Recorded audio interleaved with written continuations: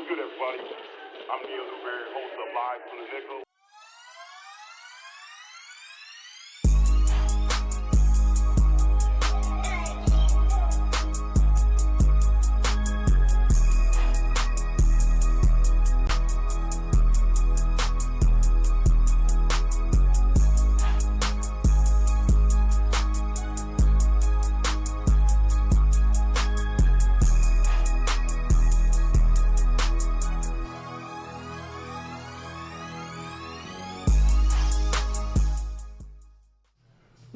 What's good, everybody? I'm Neal Newberry. Welcome back to another great episode of Live from the Nickel, man. Make sure you guys subscribe to our favorite podcast in the city, one of the #1 sports podcasts ever.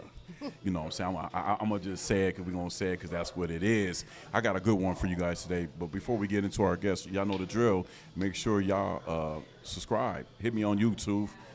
I know a lot of people like to watch it on Facebook. That's fine. But if you haven't subscribed, please subscribe. We're doing very good. We're at 931. I'm very proud of the team. We're reaching the goal we need to reach. But please keep the subscribers coming, man. We really appreciate that. It's a beautiful day today. It's kind of muggy outside. Well, it is very muggy outside. So I was looking forward to having our guests on the back patio at JD's, but you can't do that when it's muggy outside. We don't want our guests dying, Too hot. and I don't want to die. So we're in the building with AC blowing on us. You see, we all got our water, no liquor on us. We about drinking after the show. But, D, what's happening, Captain?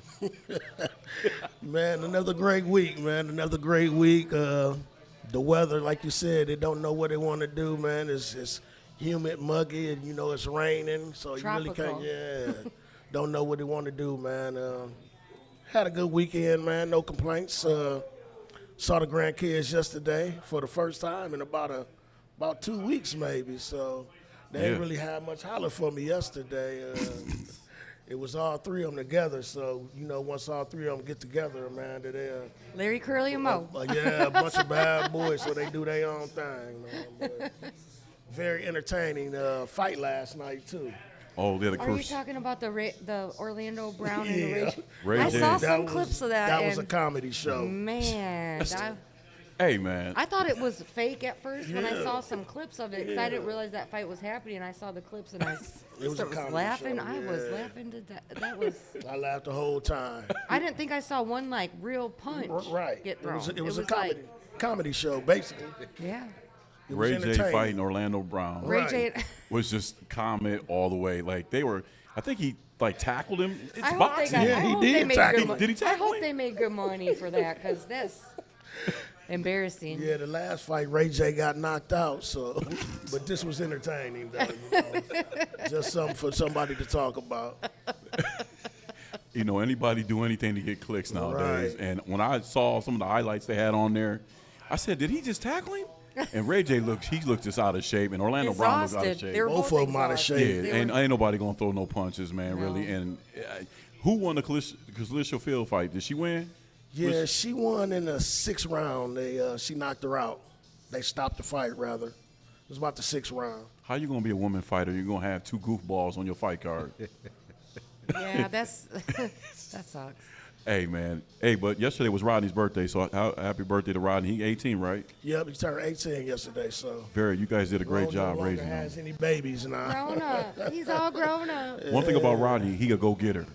Like Don said, he working, he getting his license. Like Good boy. he all about that business. So shout out to Don and to Rodney's dad and Ro.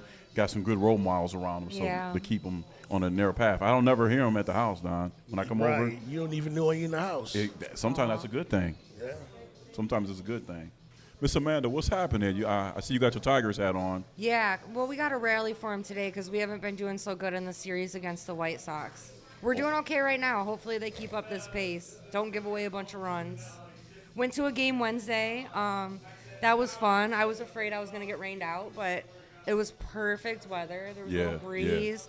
Checked out the new Greektown area Right, in right. Detroit. It's real nice, and it was a great game. We had beautiful seats, great weather.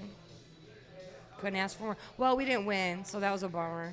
White But Sox. we won Thursday, so we ended up winning that series. But Right. Yeah, it was a lot of fun. It was great. You know, the White Sox is surprising me this year, man. Remember, they were a team that were just terrible for years and years. Now they smacking everybody. Yeah. So, you know, We that's were a on a great tear thing. for a minute there, but they kind of stopped us in our tracks. So we'll see. Ah, see what yeah. happens. Okay, y'all. I've been knowing this young man for a long time. We used to play basketball against each other.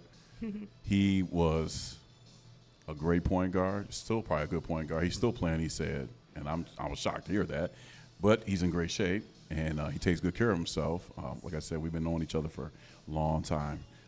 Good friend of mine. Glad that we grown up, and we doing our own thing journey, you know what I'm saying? And he's doing a terrific job at Summerfield.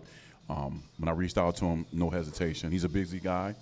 And that's always a good thing, doing right by a great father, great husband, putting in that work out there, man. You see he's got the Toledo ice on, and that's old school back in the day, isn't it? It wasn't my program, but I won't take credit for it. Hey, yeah, it's all good, but it's good to have him on the show and tell him about his journey of where he started at and where he got at and what led him to go to Summerfield. Who am I talking about, you guys?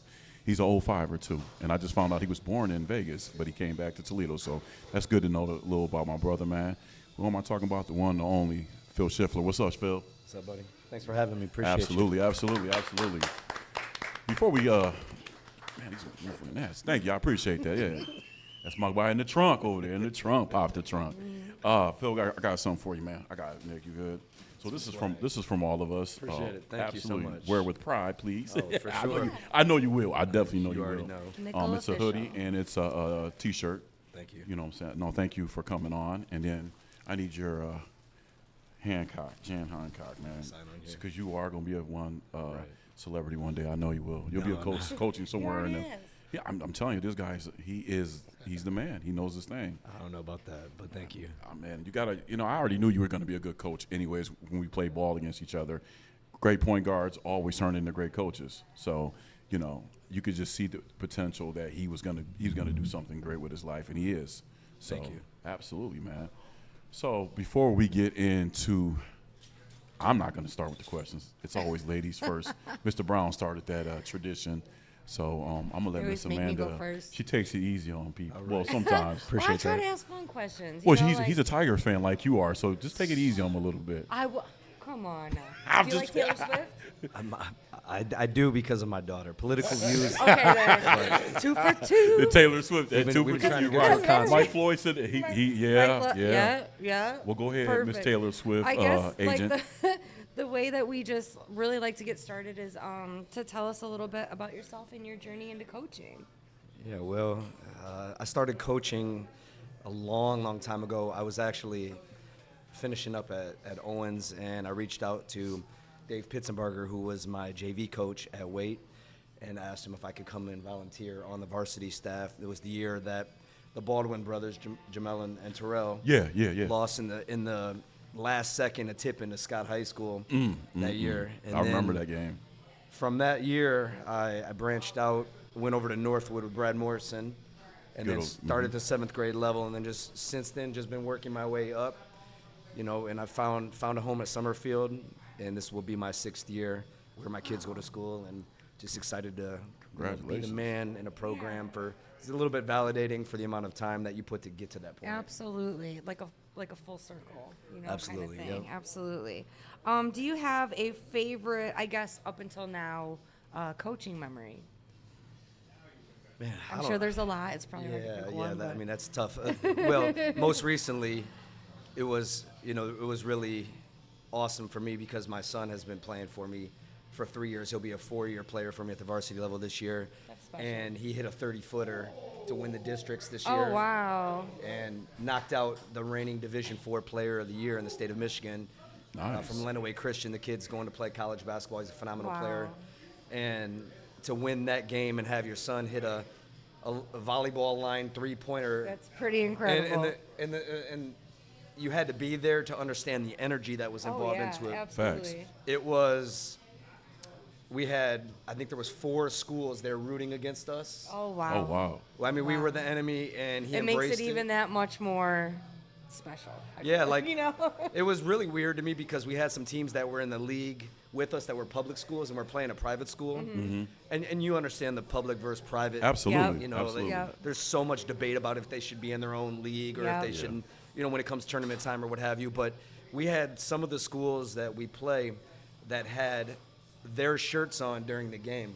Oh, wow. Rooting against us. Wow. So, you know, we just channeled the boys about being a villain and embracing that. And, Absolutely. And for him to hit it, and he turned around and he kind of just did one of these and looked at the crowd that had been heckling him the whole game. And it was kind of one of those Mamba moments, if you will. Absolutely. So it was so validating. Like, and so that might be the best I'm moment. definitely here to prove you wrong. Like, Yes. you all came to root against me, and here I am. That's really cool. And Neal knows this. Playing that weight, you know, my first year of varsity basketball, I was 5'2". My sophomore year, I got moved up. Our starting point guard was kind of messing around in the classroom, and Joe Guerrero came up to me and said, "Hey, you're gonna have to play varsity." And I'm thinking to myself, I don't know that I'm ready. But the one thing you know is that I always embraced that me against the world mentality on the court. You always had that. You Right, always right. had that eye of the tiger. Like you're not afraid of any moment. I don't think, and I never was the most skilled. You know, I just played harder than everybody else and was always coachable and was ever willing to do things that other people wouldn't do. You love the game, and you had the heart for it, you know, Yeah. and you wanted to be there, and you wanted to play. Absolutely. So, you know, my son will never understand this because he didn't grow up the way that we grew up, Yeah. Facts. where we grew up, because there's, Right. you know, there's a little bit of difference. Yeah. And that's what you strive for as a father. You want your kids to always live better than what you did. Absolutely. Absolutely. You want them to be better than you. And I teach my daughters that, you know, when they were living here before they moved to South Carolina, I always channel that to them. Right. Where we came up, you know, I was on the track. I was, you know, down the street from him. You know, we grew up different. Right. They got a little bit easier now. Social media is through the roof with the younger kids now. So, Right. but you're doing a great job. But go ahead, Miss It's Amanda. a different world, that's Absolutely, for sure, with 100, social media 100. and everything else. It is definitely. Yeah, I would say that's been my best coaching moment. It's been the most recent. Yeah. But we also had 2 returning kids. We lost in the regional finals. One went away from going to the state championship at the Breslin. We lost to the team that ended up winning the state championship. And I would say that we overachieved. And I would say that anybody that has any kind of IQ understood that we overachieved. But having your own son, Yeah. you know, hit that Extra winning special. shot It's and extra take special. you there was Absolutely. validating to me. That's going to yeah. be something he remembers forever because you were there. You're going to Yeah. remember. You guys are going to talk about it forever. For sure. So that's extremely special. What would you say is the most difficult thing about coaching high school players? Well, I'm at a small school where we have 162 kids in our whole school, 912. So all these kids play 3 sports, and you know, one of the big battles is we share kids. They're 3-sport athletes. Yeah. So it's hard because it takes away for their passion for one sport because they're playing right, 3. 'cause, yeah, you have to focus on 3 instead of just 1. Yeah. So I let my son play 2. He'll be a 4-year varsity player in baseball this spring, and then he'll be cool. a 4-year varsity basketball player for me. The biggest challenge for me has been the blessing and the curse is coaching him. But I started coaching because of him, and I'm not going to stop once he's done. Right. But I would say the biggest challenge is having people love the game the way you do. Yeah. And because they play multiple sports, Right. it's hard to get them completely vested because they understand that when this season's over, they're just going to move to the next one. Exactly. So exactly. that would probably be my biggest challenge. But we have phenomenal student athletes at my school, and you know, very little discipline problems, and just kids who make it enjoyable to be coached. Karen want to be there. Yes. What advice would you give a player who wants to follow in your footsteps and become a coach? Well, like Neal said, I really truly feel like there are some dudes who you just know are going to be coaches Yeah. when you play with them. Yeah. Absolutely. Right? So, and a lot of your lead guards, you know, they think like coaches, they act like coaches, but this is a very competitive market now with coaching, and there's a lot of great coaches out there. So you have to be willing to put the grind into it and start and work your way up the ladder. And I've always been blessed to be around great people, so I always believe this: you're only as good as the people you put yourself around. So, you know, I've been on the staff of Bruce Smith over at Whitmer, been on the staff at Brian Vorse at Rossford. You know, was able to go up to Tecumseh, which is a little bit further north, and be with who's now the current Adrian men's basketball coach in Yeah. Jamison Webster, and put yourself around great people And then most importantly, I think the best piece of advice is when you get your chance to be the guy, surround yourself with people that are going to make you better because you're only as good as the people around you. I agree. I think a lot of people maybe don't look at it that way, about how much work you really have to put in, and about who you know, who you work with, who's been in your life that can offer you a springboard into what you want to do. Absolutely. I think a lot of the guests we had on here, the journey of coaching, like not everybody's meant to be a coach. I was just going to say. You know what I'm saying? Not everybody's meant to be a coach. I knew that with him playing against him in roster leagues and stuff like that. He had that tangible, you know, but once again, you have to embrace the coaching because not everybody can be a coach because it's a tough road to be that. You know, it takes a lot of discipline and you got to want to do it. It's full time. It's all Absolutely. the time. It's So- not like I'm clocking in, I'm clocking back out. No, it's not. You have to give 110%, not 100%, 110%. And I knew that from him watching him play, the way he ran the offense, playing ball. Like he said, he wasn't the fastest. It doesn't matter, but he knew how to get to his spots. He's like a John Stockton. Yep.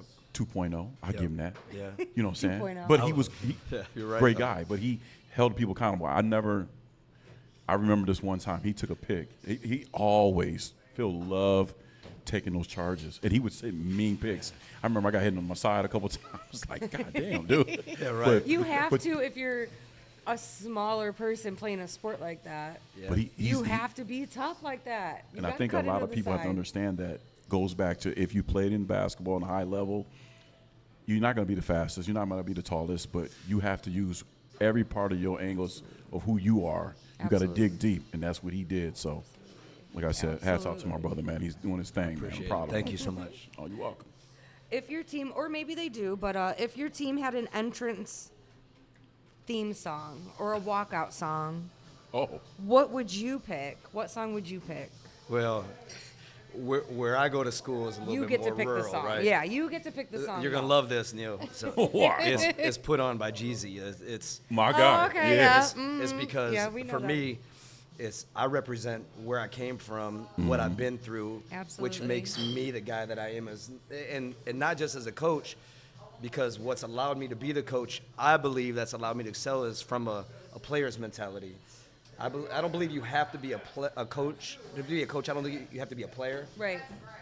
But I think that some of the best coaches are guys that have played. had the adversities of understanding how to adapt with the game and how to find success. From, for example, 5'2", sophomore Jermaine Tate, 6'6". We're running a 1-3-1, and I'm banging with Jermaine on the block, and he hates me. He wants to fight me afterwards because I'm hitting him in his ribs, I'm hitting him in his Right. knees, I'm cursing Right. at him underneath when the ref's not That's listening. what you have to do. Yeah, right. And it makes me understand how to play. But now you're teaching the kids to find ways to be successful. But I actually always, my son always clowns on me. You know, he'll say, "Oh, you got a little bit of extra swag, the way you walk, the way you talk." But it's where the you grew up 05. at. Hey, say It's it the again. nickel, It and is, people I don't swear. understand. I know. If you never grew up on It's the just east side, different. you don't know what it's like to actually have to fight Yeah. to get to school, Mm-hmm. and that's an unfortunate event. But that's the way it was. Like we caught the Tartar bus. Yeah. We didn't get a That's yellow me bus too. that picked us Yeah. up on the corner that We was had safe. Tartar bus, yeah. Pray. I grew up on the east side too, and my dad very early on was like, well, I went to Good Shepherd for kindergarten, preschool, and then my dad was like, well, I'm sending her to Catholic school, so the Tartar bus I'd have to walk, like, I don't know, maybe 6 streets up, Right. catch the Tartar bus, and that bused me to All Saints. And I was just relentlessly bullied for being an East Side kid. That's right. At a Catholic That's school, right. you never fit in. No, and so I guess full circle, I always remember where I came from. I'll Absolutely. never forget where I came from. I Absolutely. think that's what makes make my kids appreciate. I don't want them to be entitled. I give them everything. If you watch me on Facebook, you I see do. that we live in the moment. We do everything that we can to experience everything that we possibly can from a memory standpoint. Yes. Because God willing, something happened. and tomorrow's it's- not promised. it's all Right. gone, right? Tomorrow's But never tomorrow's not promised. promised. I remember Absolutely. where I came from, and so Put On is definitely remembering. That's a great choice. It's kind of a hype song, though. to It me. is a Man, super Jeezy hype the song. man. Yeah, It's a I'm great a big choice. Jeezy. Yeah. I think that's a good pick. That's a good song to come out to. I It love is. a good walkout song. Yeah, I now love Now a that good wouldn't walkout probably be there is because they'll call me Unc and tell I me I'm know, old. yeah, that song's old. I know. That's why I asked your song, not their song. They want Kendrick or Meek Mill or Right, whoever, you know. Right, yeah. That's why I was like, what song would you come out to? Not their Yeah, song. no, it's put on for sure. If you could assemble a 5-player dream team, NBA players, college players, retired, not retired, living, not living, to coach, who would be on your team? Yeah, I mean, it starts with Kobe. I mean, he's Mamba. That's Absolutely. It doesn't go. If you pick somebody else, you don't understand. Absolutely. Because from a mentality standpoint, you have a second coach right there with you. Right. Right. I mean, and then you go with Mike. So I mean, we're talking about NBA players, MJ, right? yeah, it could be any.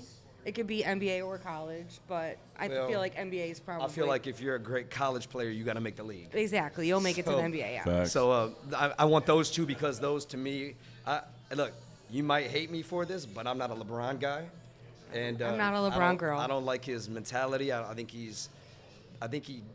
demands too much respect, and I believe if you have to demand it, you don't get it. Exactly. And so I'm a Kobe guy, I'm a Mike guy, and I mean I don't know. I mean if you're putting together a Fab Five of college, I mean the pro players. Yeah. It's really hard. I think maybe you go Shaq just because he dominates inside. Yeah. Absolutely. I probably put KD at the 4 Ooh. and probably Steph at the 1. Give you I give think you a that's lot of excellent. range. Yeah, I think that's excellent. That's the a great dream 5. team. That's a great 5. That's the dream team. Yeah. Yeah, No that's I guess the best 5 for That's me. a good dream team. Okay. That was my last question. That was my fun question. Those are fun. That would be fun. I love it. Showtime down there on the end. You got that shirt on there. Oh, yeah, I got the shirt on, man, That's a that you great got shirt, for me, man. man. I want to say thank you once again. You're welcome, my But, brother. That shout Phil- out to Miss Evelyn and her boyfriend to putting that shirt together for Right, you guys right. on that side of that block. I'm gonna have to walk the neighborhood for a hot second. But Phil, it's great to have you on the show. Thank you. But my first question is to you. Can you tell us a little bit about Summerfield? Where is it located? How do you get to it? Yeah, right. Yeah. I expect it. So I was coaching at Whitmer. I teach in Washington local. I was coaching at Whitmer, and I got passed up for a varsity assistant job that I felt that I thought I was going to get, and I was promised. And it was, to me, I feel like sometimes people get tunnel vision, and I wanted to teach and coach in the same district, and I didn't get that opportunity. And from a good friend of mine, actually, and he knows, and I'm not talking negatively about him, but he didn't keep the promise that he had, so I left. And I live up in Michigan, and I'm not a big Bedford guy, but I live up that way, and I went up there and coached for a year, and that was the year of COVID, that COVID came in. Oh, yeah. And I was told if you do a good job, you'll probably get the varsity job, because I'm going to retire this year. And we were 1 win away, and actually the number 1 seed in the district got beat looking ahead, because every coach knows if you look ahead, you get popped. It's happened to me. Absolutely. And we ended up going and getting the season shut down on us that night because of COVID. Oh wow. And so I interviewed for the varsity job up there, and I didn't get it. So I left, and I went up and coached with my buddy in Tecumseh for a year. And there was a tie there because one of the teachers at Summerfield, which is in Petersburg, I coached against him with travel because Tecumseh does a phenomenal job of getting their kids out and playing against travel teams and taking lumps and making them better. They do it in baseball and basketball, and this guy is a phenomenal, representative of Tecumseh, but he teaches at Summerfield. And the job opened, and somebody had mentioned something to me about it, and like you, what is Summerfield? Right. What is it? Yeah, And where's so I did some digging. I drove up there. It's up, slightly on the way to Dundee. Okay. So there's a Cabela's in Dundee. Yep. It's before that. If you get off, you turn right, you go to Ida. If you turn left, you go to Petersburg. Okay. And so one is Division II with, 575 kids, and one is Division IV with 168 kids. Oh, wow. And so 9-12, there's about 41 kids in each class. And I went and interviewed for the job, and the athletic director at the time said to me, "This is the best kept secret in Michigan." And I just thought it was lip service. And it wasn't lip service. It's been phenomenal. It's a small school, but they say small school, big heart. That's kind of the mantra. Right. And I've been there. This will be my 6th year. We've done phenomenal things there. I've been able to immerse my family into the district, and so it's been a great experience. But yeah, not many people know about it. Right. Yeah. I was like, Summerfield. Yeah. It's a small town. I mean, it's small. Right, It's where's small. that I had a coming buddy of from? mine I used to work with back at New York Harbor back in the day, Bob Hyatt. He attended Summerfield, and I was like, where the hell is that at? Right, You know what I'm saying? He's like, it's in Michigan. Let's go over the line a little bit. I was like, wow. Well, we've actually done really well since we've been there, and we've had a hard time finding smaller teams around the area that will play us anymore because we've done well.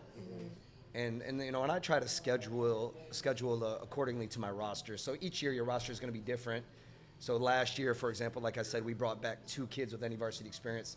This year we'll only bring back 2 kids with any varsity experience. So the schedules looked a little bit different from year to year. Right. But this year we actually so Neal, Sure. the last couple years we've played weight. Okay. How did that go? Well, weight's not the same weight. No, it's not. Unfortunately, it's kind of sad because we know weight was the mecca of basketball when Craig Thames is a senior, and you know, everybody is going and filling that gym, and they're pulling extra bleachers in the front of the cement seats up there.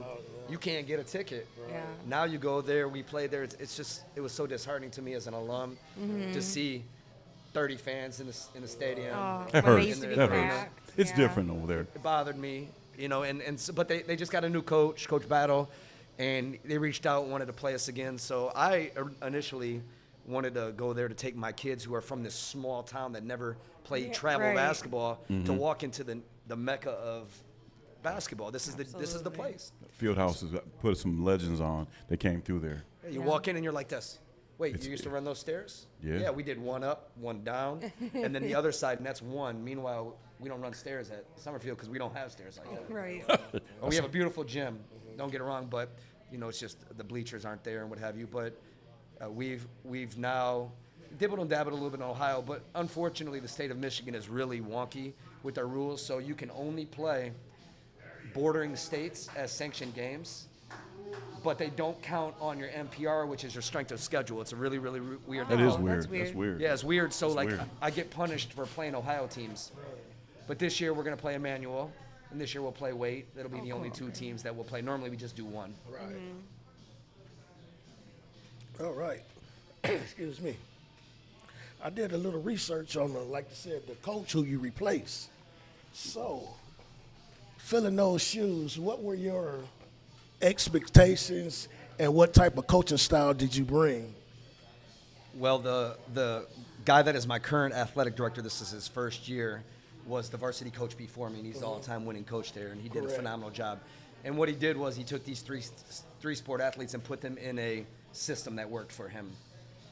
It's not the basketball that I grew up on, and so when I came in, I had a tough task because I kind of felt like I wanted to blend what they did well with how I felt I wanted the systems to work.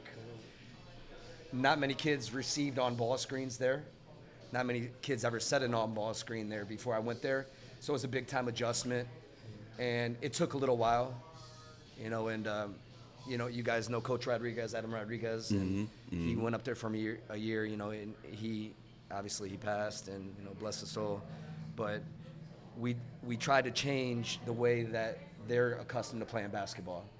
And it took a little bit. We've had some very good success in the past few years, and you know, won a decent amount of games. I've been blessed to coach some kids that have bought in and also talented. Right. You know, just you know, been a good experience. But the foundation that was laid before me was a very successful program, and the expectation is go up there and let these 3 sport athletes play multiple sports, but also go win. Right. And there's tough kids up there. They're tough, hard-nosed kids. So it wasn't hard to do once I could find a way to put them in positions to be successful, and I've been blessed enough to have them buy in. That's great. Okay, another question. Like, with the 3 sport players, I know, like last year, y'all had a very good season. We did. So after that loss y'all took, so what I'm trying to say is after that loss, did you have any type of like summer programs to build on that loss for this upcoming season? So there's no really summer program out there, because the first year I came in, I talked to my athletic director, and I was trying to have a youth camp, because at Whitmer, Right. I would always, with Coach Brown, run the youth camp, and we'd be there for 3-4 days during the week. We'd start in the morning with the kindergartner kids, and then we'd finish with the junior high kids.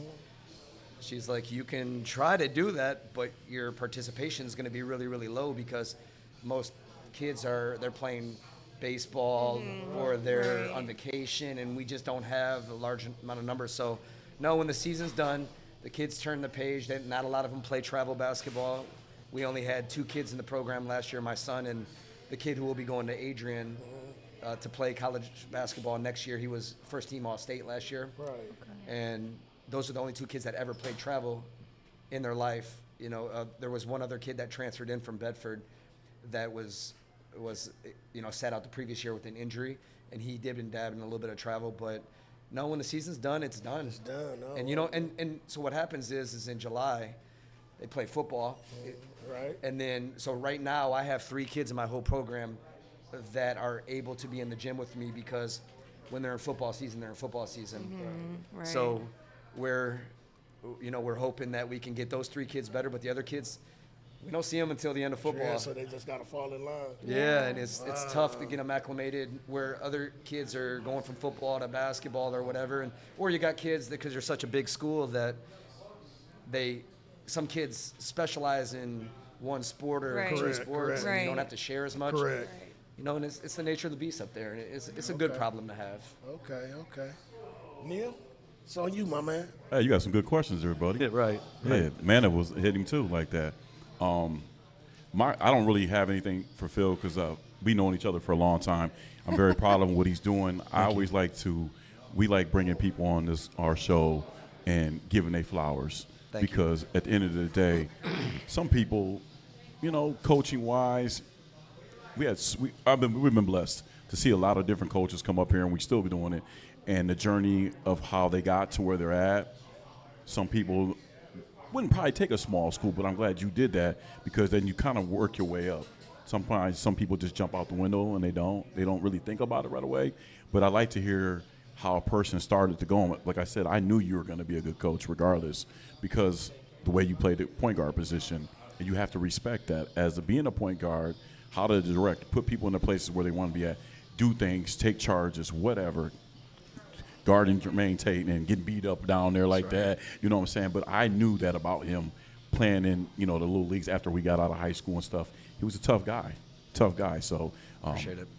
So I never. My best friend lives in Anchorage, Alaska, and he said to me a couple years back, "Are you gonna leave?"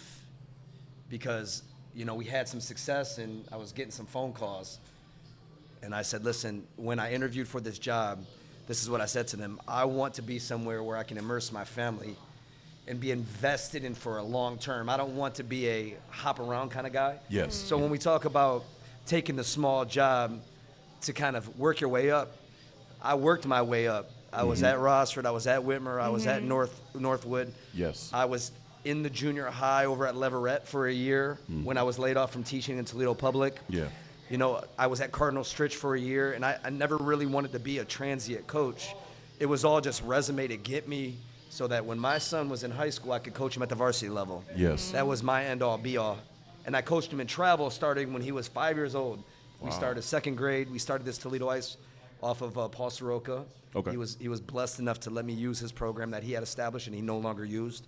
And when I got to Summerfield, what I said to them was, I don't really want to use this as a stepping stone, and I want to use this as a long-term investment. Absolutely. So I was reached out to by some schools because of the success, but I instantly turned it down and never really kind of wavered from there.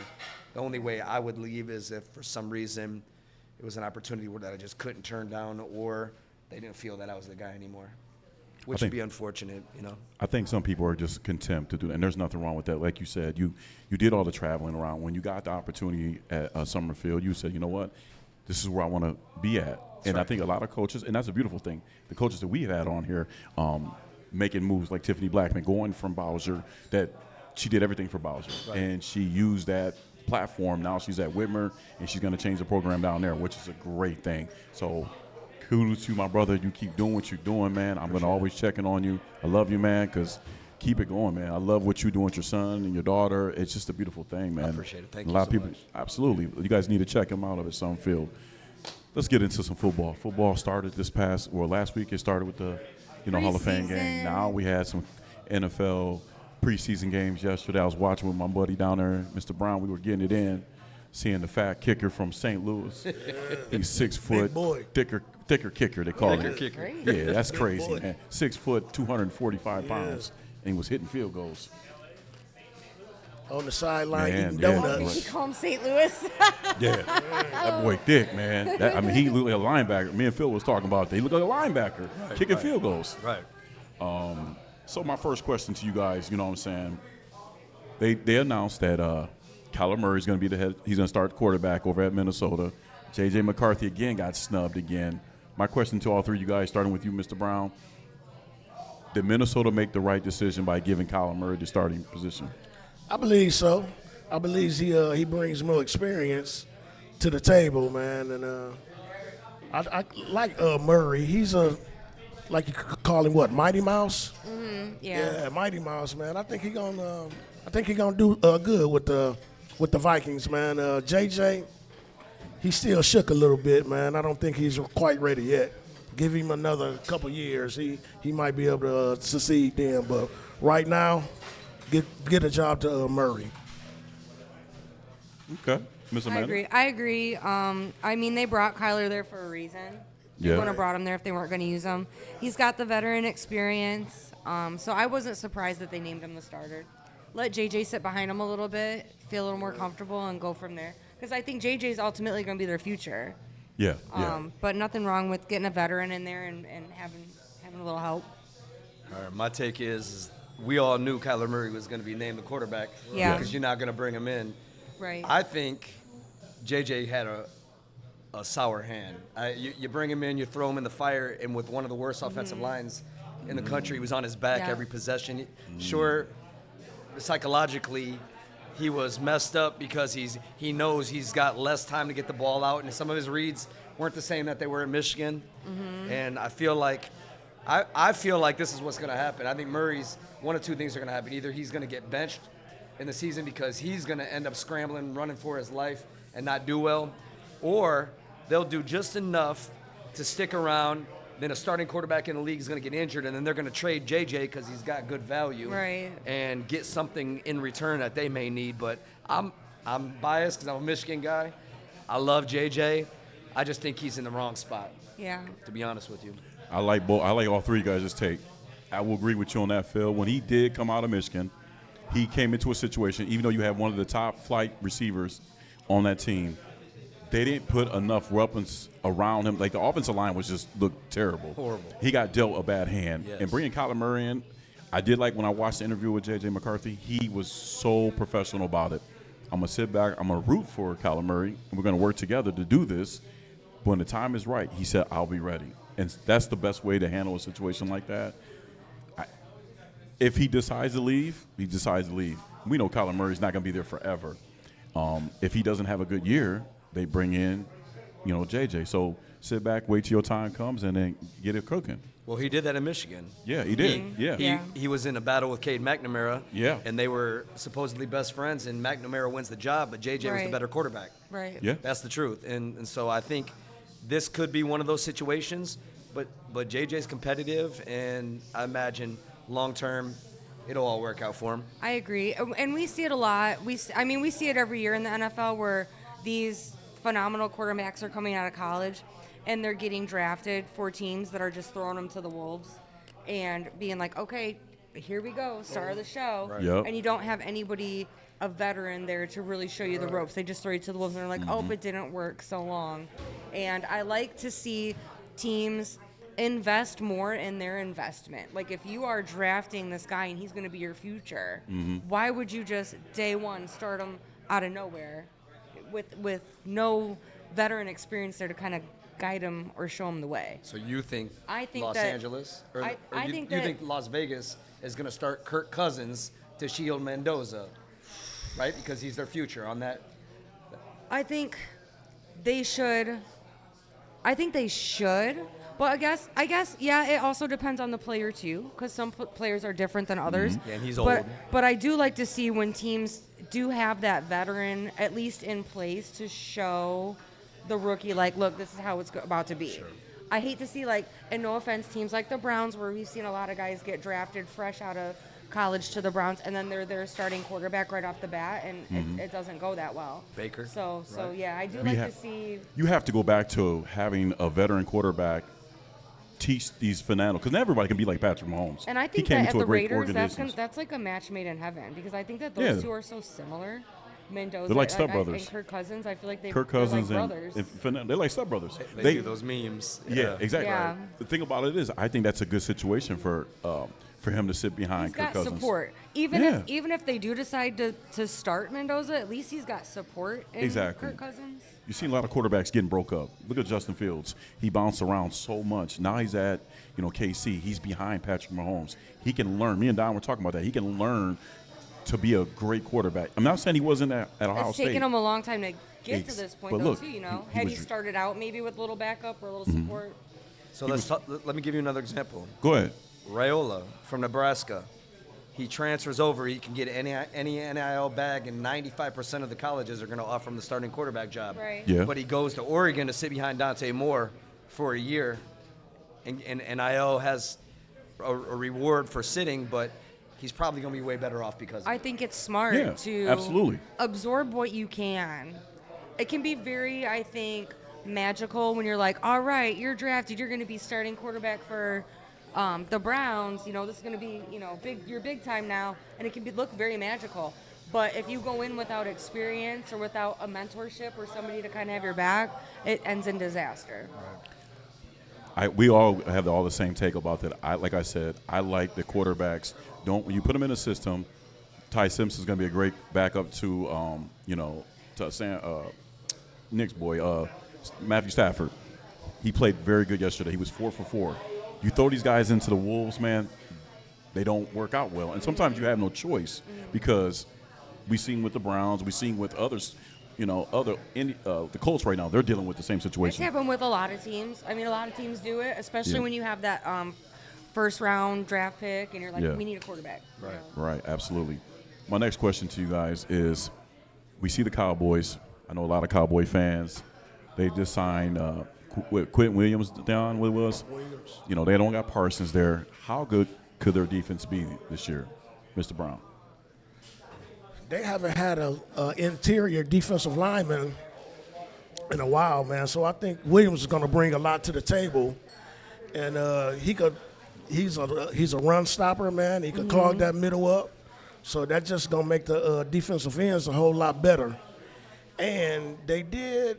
I don't know if they signed Diggs back, but I know they did draft Caleb Downs from the Ohio State Buckeyes. Yeah, didn't yeah. they? Here we go. So Yeah. that's going to make that secondary a little better too. Absolutely. Ohio State fans. So I think that's a yes for me, Neal. Yeah. Okay. They're Okay. focusing on that defense, They're focusing on that defense. I think as a rival shifts the defense towards powerful, big body, they're gonna have to put two guys on him. Yes. He anchors the run defense and collapses the pocket. So I think that's a real smart move for them. They're working on that defense. He's going to get the doubles, and Micah Parsons is going to eat. Plain and simple. Yeah. And so that's what you need. What you need to be successful is, and you watched it with Michigan teams that had no offense, but they go in the shoe and win a really slobber knocker game because you got Kenneth Grant and Right. Mason Graham. Right, you got because that they're eating defense. double teams and you're letting the ends and the linebackers eat. So Yeah. it's smart. Yep. Look, I don't care what the Cowboys do. I mean, that's going to put up big numbers like he's always did. He's been consistent.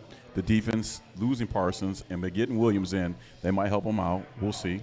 It's kickoff time this year. We're getting closer and closer to the regular season.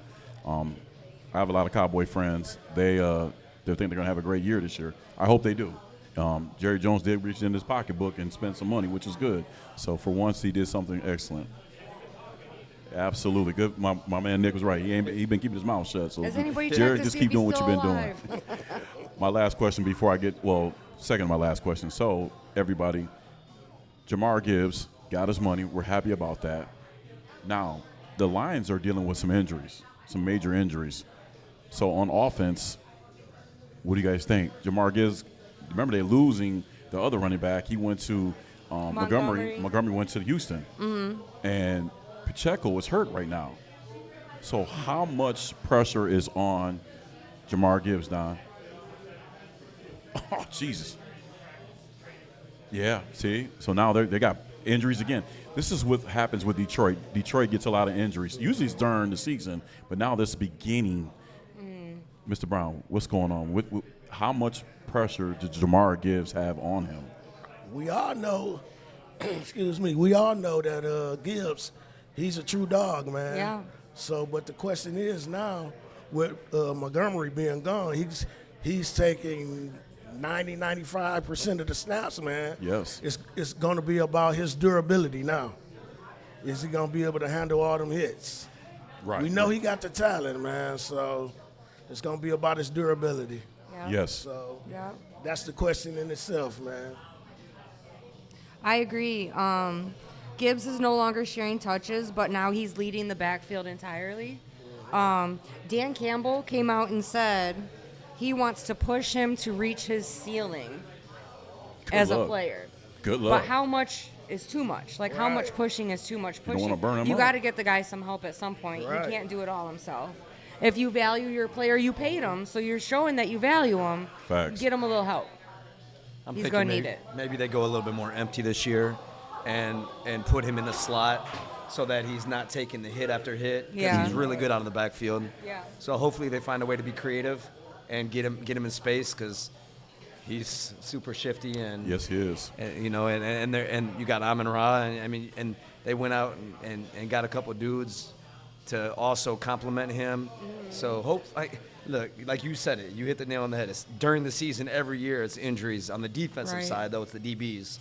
So we'll see how they recover. I mean, the good thing is it's still fairly early in the year, but man, us Lions fans every year it's always Heartbreaker. Hey, it could be worse. We could be Browns They fans. like Okay. to break your heart. Man, Oh, man. I don't even know how he. That's a loyal fan. Them Browns fans. That was a low blow there, Phil. Heartbreaker. Well, when you said I had to come back at you. Okay. Mr. Brown, you know Phil is a big Michigan fan, so when Yeah, you said yeah. that D, he was like, I said the. Got to make sure you spell the for you guys. Hold on, THE, just so you know. All right.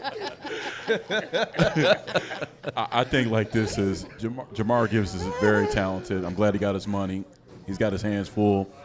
I hope Dan Campbell doesn't run him in the ground. Pacheco leaving KC, there's a reason why KC moved on from him because he stays hurt a lot. Yeah. Hopefully he can get back into the fold with those guys because they need him. They really do need him. You don't want to burn up Jamar Gibbs, especially early. It's the second preseason game coming up next week, and you want to make sure you don't play him as much, but you don't want him to get, stale a little bit either. But hopefully they can get Pacheco back and they can make some noise. So our last question for you, what I'm saying, because, we got a nice crowd in here, and then your guys' Tigers are playing, so people like to get loud, and I love that. Yeah, but do you see that? Yeah, it's Yeah. See 4-4. that dang score? It's 4-4 we, now. We were up 4 runs, and now Tigers look at this make it. crap. It's It's the tied up. bullpen. It's the One of bullpen? the It worst is. bullpens Our bullpen is a in the league. freaking disaster. We could get 100 runs. The bullpen It's will give horrible. 100 to the other team. It's a damn shame. Damn shame. Damn shame. Damn shame. My last question to you, Phil, is called the nickel moment. What was a changing point, good or bad, in your life that helped you be the person you are? I mean, I don't know. There's nothing else that can measure up to just fatherhood. Beautiful. It's Beautiful. just I remember like yesterday. I'm driving home from the hospital and I'm looking back in the car and I see my son's head kind of bouncing back and forth in the car seat because of the potholes in the road. Yeah. And I'm mad because I'm trying to slow down so his head's not jerking back and Right. forth. And I got a car tailing me and I'm getting mad because I'm like, I'm just trying to be safe here. And I probably I'm gonna would bounce be my baby's head around. Yes, I'm trying to be safe. So like, to me, I always kind of felt like you felt like maybe I was going to be a good coach one day. I always kind of felt like I wanted to be a good dad one day. Absolutely. And so, I feel like there's nothing better than being able to look at things from somebody else's eyes rather than Yes. just your own. Absolutely. I just found out one of my assistant coaches is actually expecting now, and I told him it'll change you forever, man. It will. Being a father is it's a beautiful thing. It's a beautiful thing. Watching my daughters grow, even watching my knucklehead nephew grow, you know, from being the tall, skinny guy he is now to when he was just a short guy. Right. And being a father, I have 2 beautiful daughters, you know, beautiful girls, and they are one of a kind. It does change you. Being a father just changes you. It just humbles you, really. Absolutely. It really does. It is the most Absolutely. important job you'll ever have. I don't have no grandkids. I don't want none right now, so they can just keep that going. But Mr. Brown's grandkids are enough for me. Hey, so you I love probably agree. I hear being a grandfather is the most enjoyable moment of your life. It is. It really is. Hop them up on sugar and send them home. That's the best way to say it right there. That's it. Well, hey, Phil, like I said, man, congratulations on you, what you've been doing, man. Keep it up, man. I'm very proud of you, my brother. Thanks for stopping by, you know what I'm saying? We'll take this picture, and then I know you got to get back to the house, do what you got to do. But We got double ice practice Busy, tonight. busy. yes, you got to keep it moving, keep it moving. We're going to get up out here. You guys know next week we're going to be here all the way to the end of September. We got some more great guests coming on. So y'all make sure y'all hit that subscribe button. And man, we're going to get out of here. If you live right, do right, y'all going to be all right. Peace. Thank you, guys. All right. We're just going to clean up and then